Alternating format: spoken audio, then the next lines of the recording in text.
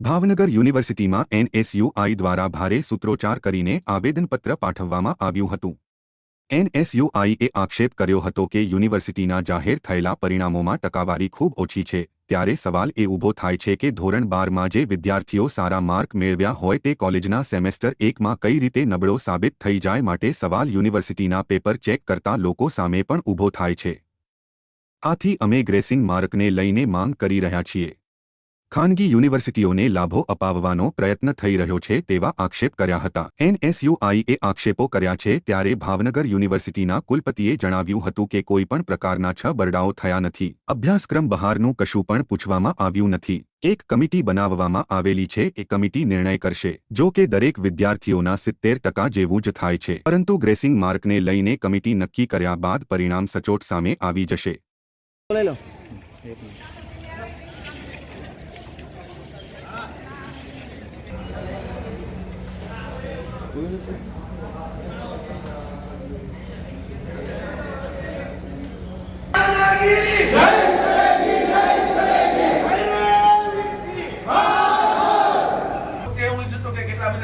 Syllabus બહારનું પૂછાણું તો પછી અડધા પેપર એટલે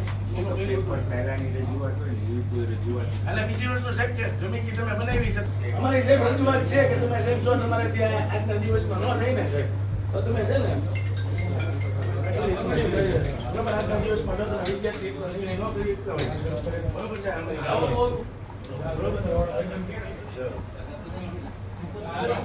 જો ખરેખર આ પદનો હંભારત હોય તો અમારી માંગણી છે કે તમે રિઝાઇન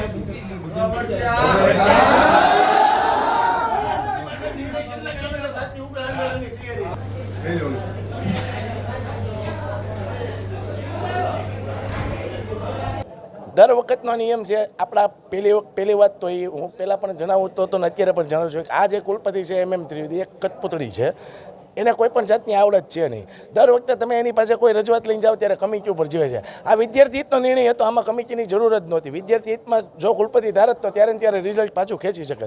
અને એ જે કમિટીની વાત કરે છે, કમિટી માત્ર BBA અને BCAના રિઝલ્ટ માટે બનાવવામાં આવેલી છે।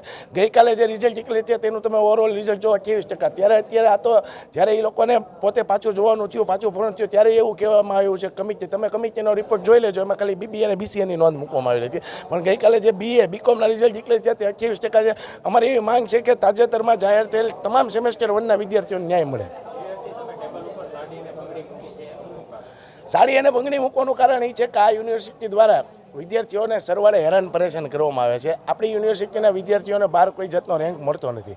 જો તમારાથી આવડત ન હોય અને તમારાથી ન થતું હોય, તમે વિદ્યાર્થી હિતમાં ન ચલાવી શકતા, અત્યારે આપણી યુનિવર્સિટી C ગ્રેડમાં છે, તો મારું એવું માનવું છે કે આ કુલપતિ હજી જો રહ્યા મહિનો દિવસ, આપણી યુનિવર્સિટીની નબળાઈ એટલી છે કે આપણી યુનિવર્સિટીમાં કોઈ કુલપતિ આવવા રાજી નથી। એકલું અહીંનું રાજકારણ આ ભાજપના સત્તાધીશો દ્વારા યુનિવર્સિટીને એક રાજકીય અખાડો બનાવવામાં આવ્યો છે। એ માટે થઈને આજે મેં કુલપતિને કીધું ભાઈ તમારાથી આ ન થતું હોય તો સાહેબ તમે સાડીને બંગડી પહેરીને રાજીનામું આપી દો તમારા પદ ઉપરથી।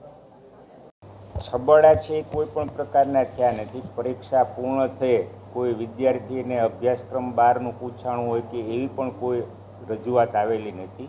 છે NEP 2020માં જે ગ્રેસિંગ પોલિસી છે એ અત્યારે આપણે અમલમાં નથી, એટલા માટે આપણે 4 સભ્યોની કમિટી બનાવેલી છે। ગાયજન સર, BOMના સભ્ય ગોધાણી સાહેબ, હેતલબેન અને PM ડોલિયા સર।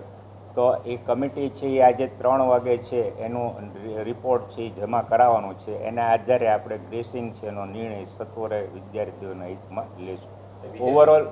ઓવરઓલ પરિણામ તમે સબ્જેક્ટ વાઇઝ જુઓ તો લગભગ બધા 70% ઉપર જ છે, પણ એકાદ બે પેપર પૂરતું એમને જે બોર્ડર લાઇન છે એનો ગ્રેસિંગનો આજે નિર્ણય લગભગ આવી જશે અને વિદ્યાર્થીઓ છે એને એનો લાભ મળી જશે।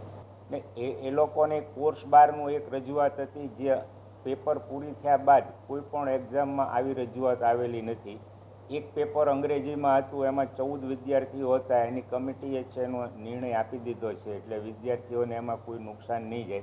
બાકી જે છે જનરલ ગ્રેસિંગ આ વખતે NEP 2020 ફર્સ્ટ ટાઈમ છે, એટલે જે નવી પેપર સ્ટાઇલમાં વિદ્યાર્થીઓને કદાચ સેટ થવામાં સમય લાગે તો આજે કમિટી છે એનો નિર્ણય જમા કરાવે, વિદ્યાર્થીઓના હિતમાં નિર્ણય સત્વરે થઈ જશે।